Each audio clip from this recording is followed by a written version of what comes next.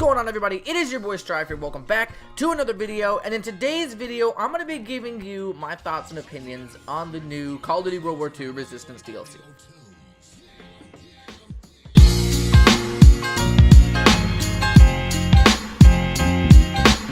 This is basically just going to be like my overall attitude towards it, how I think it is, if it's worth it, you know, is it any good, all that type of stuff.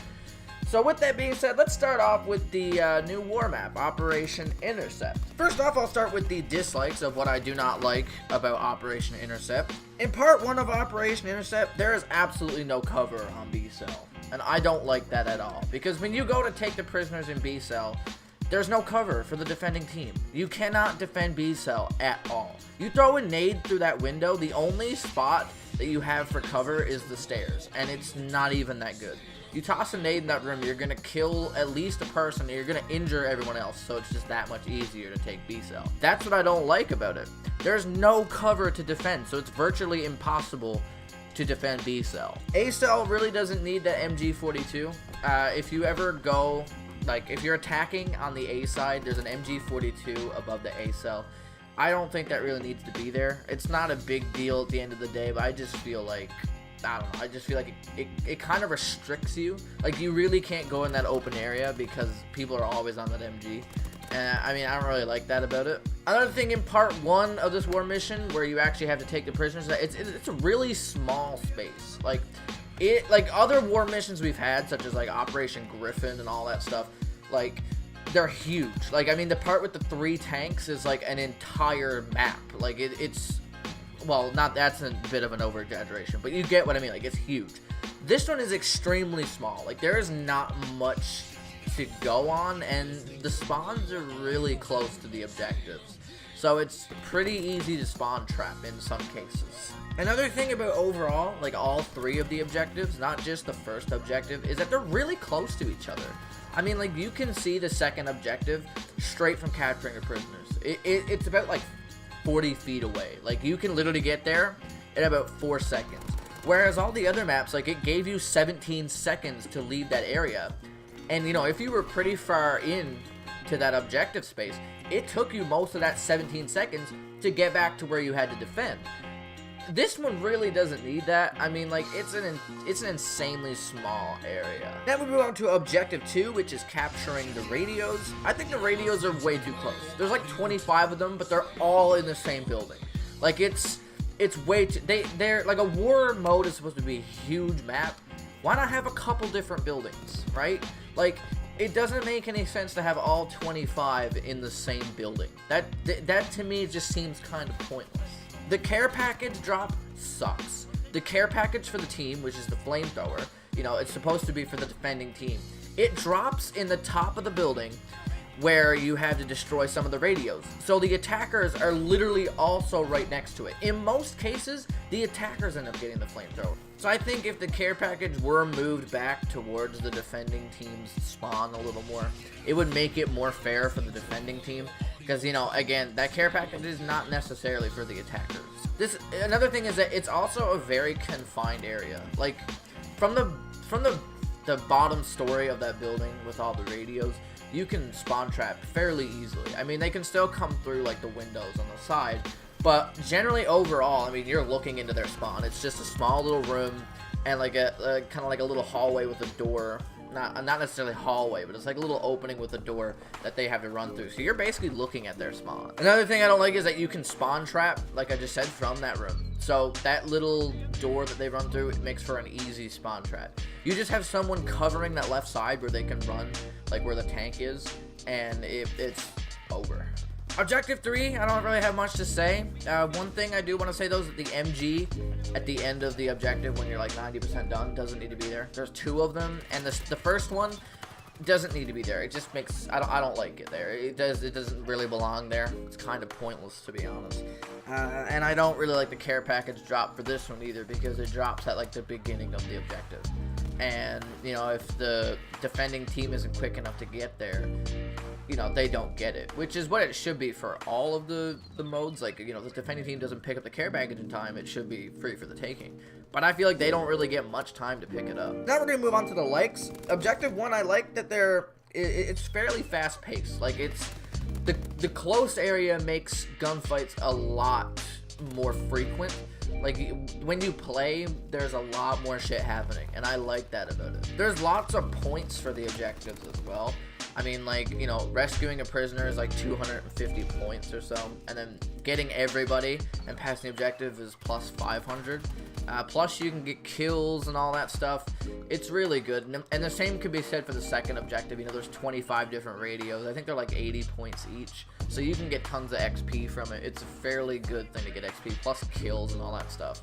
So I like that about that. For objective 2, what was a negative is now a positive. I like that you can spawn trap from that room, because in certain situations, I like to be able to spawn trap. It's fun. Objective 3, I like that it is, it's seems pretty engaging. Like, there's a lot of gunfights going on, and it's fairly open, and I like that about it. The last objective is probably the most open of all these. So now we're going to move on to the actual maps. These are the 3 multiplayer maps we have, the 2 regular maps and the 1 remake. We're going to start with Anthropoid first, which is this big winter German map, I think. I'm not really sure. What I don't like about it is it's too cramped, but it's also too long. And I've come to like Anthropoid a little more, because the 2 games I was playing to get gameplays for this, I dropped like 40 plus each game. So it plays fairly well, but I just don't like how it's an extremely long map, but a lot of the parts of the map seem really cramped. Like, they seem like small spaces, but the map is just insanely long. I don't like how the middle of the map is too open. Like, the middle of the map is like huge. It's basically this big open area with water. You're at a height disadvantage because everybody plays above you. You know, it's the area is at a smaller level than the rest of the map. So you're already at a height disadvantage. And the swimming is just, I mean, like, in this clip, it's horrible. You saw in that clip that, like, it's so slow. I want to say it's innovative, but, like, it's not.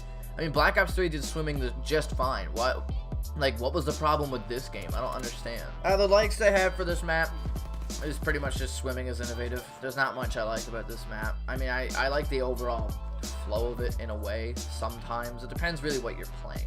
Hardpoint is probably my favorite thing to play on it. Kill Confirmed is kind of slow on it. But it really just depends on your play style. Second map we're going to go into is Occupation.